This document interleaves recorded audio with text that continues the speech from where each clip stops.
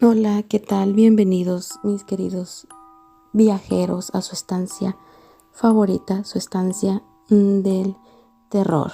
Nuevamente con 3 leyendas e historias para compartir con ustedes. Así que ya saben, como es de costumbre, relájense, siéntanse cómodos en su estancia favorita, su estancia del terror.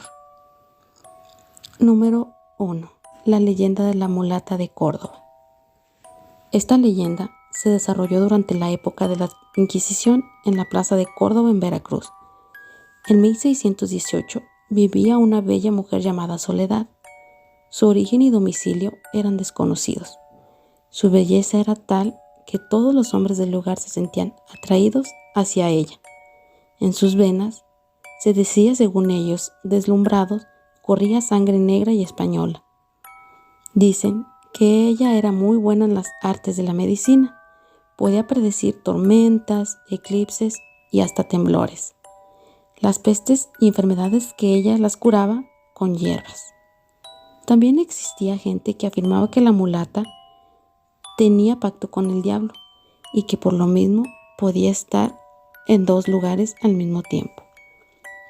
La Inquisición no tardó en arrestarla y enviarla a la prisión de San Juan de Ulúa, acusándola de ser una bruja, aplicándole un terrible castigo.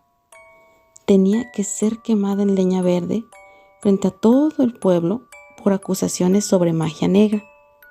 Un día antes de ser quemada, le solicitó al carcelero que consiguiera un pequeño pedazo de carbón, con el que dibujó un barco en la pared. Al amanecer, el carcelero entró al calabozo y admiró la obra de arte que había creado esta mujer. Le dijo que era un buen dibujo. Ella le preguntó que si algo le faltaba a su barco. El hombre solo contestó que navegue, y en ese momento la mujer saltó al barco y desapareció en la inmensidad de ese dibujo. El guardia quedó tan impresionado de lo que había sucedido que murió al instante.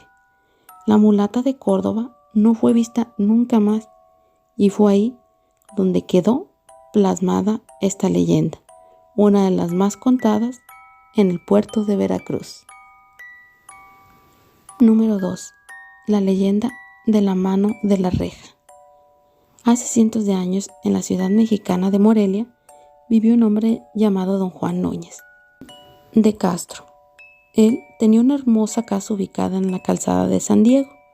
El señor, rico e importante, tenía una hija muy bella llamada Leonor, cuya madre había muerto al dar a luz. Tiempo después, don Juan se casó con doña Margarita Estrada, una mujer muy cruel y ambiciosa que estaba celosa de la hermosura de su hijastra Leonor. Por eso nunca le permitía salir a ningún lado ni asomarse a las ventanas. Un día, Leonor salió a dar un paseo con su padre y fue vista por un noble caballero de la corte del virrey, que a primera vista se enamoró de ella. Aprovechando un momento en el que la chica se encontró a solas, se acercó a ella, se presentó y le dijo que quería cortejarla. Leonor, que nunca antes había visto a un hombre tan atractivo como ese, aceptó, sintiéndose enamorada desde el primer instante. A partir de ese momento, los enamorados se reunían en secreto en la ventana de la habitación de Leonor. Su pretendiente le dedicaba poemas y canciones que le hacían soñar con el día en que se casarían. Una de aquellas noches, la madrastra de Leonor la sorprendió hablando con el caballero y se sintió furiosa. La obligó entonces a bajar al sótano, donde la dejaría encerrada, aprovechando la ausencia de su padre, que se encontraba en un largo viaje de negocios. Allí, Leonor tenía que dormir en un cuartito frío y oscuro, con una única ventana a nivel de la calle cubierta por una reja. Como los empleados del hogar tenían prohibido llevarle de comer, la pobre muchacha sacaba su mano por la reja, implorando a las personas que pasaban que le dieran un bocado. Al principio, esto asustó a mucha gente, pero comenzó a correr toda clase de rumores sobre la mano que aparecía desde el sótano. Pero doña Margarita, tan astuta como de costumbre, se encargó de desmentirlo todo. Y así pasaron los días. El pretendiente de Leonor, al ya no verla, se desesperó pensando que algo le había sucedido. Trató de averiguar qué había sido de ella, pero nadie podía darle razón alguna de su amada. Por fin, don Juan regresó de su viaje y el caballero acudió a él para preguntarle por su hija. Con un mal presentimiento, él le pidió que lo acompañara a su casa, y cuando encontraron a Leonor ya era demasiado tarde. La pobre había muerto en el sótano de hambre y frío. Doña Margarita fue acusada del crimen y enviada a prisión junto con los empleados que la habían ayudado. Y aunque muchos años han pasado desde entonces, se dice que todavía es posible ver una mano pálida y temblorosa que sale por la reja pidiendo un bocado o una limosna. Número 3. La leyenda del Callejón del Muerto. Doña Simonita era la partera más reconocida de Analco, Puebla, en el año de 1875. En una madrugada de lluvia y neblina, la buscó don Anastasio Priego, un hombre adinerado, propietario del mesón de Priego. En las primeras horas de aquel día, su esposa, doña Juliana Domínguez, comenzó a sentir los dolores de parto y con prisa, don Anastasio salió de su casa sin pedir a alguno de sus empleados que lo acompañara. Cuando pasaban por el antiguo callejón de Illescas, hoy 12 Oriente entre 3 y 5 Poniente, un maleante lo alcanzó y con espada en mano le pidió que le entregara todo el oro que llevaba consigo. Digamos, lo asaltó, sin saber que su supuesta víctima era un consumado esgrimista hábil con la espada, que don Anastasio no dudó en usarla y contraatacar. Con un movimiento atravesó el corazón del ladrón. Como si nada hubiera ocurrido, don Anastasio continuó con su camino en busca de doña Simonita, quien regresó apresuradamente a su casa, pero ya no pasó por ese callejón, sino por otro camino.